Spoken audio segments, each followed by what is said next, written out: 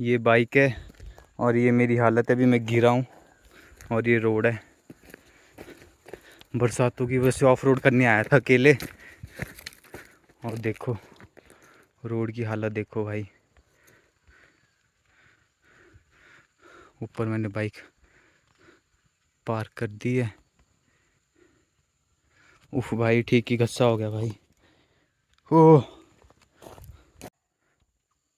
road पर पत्थर आ रहे ऊपर से,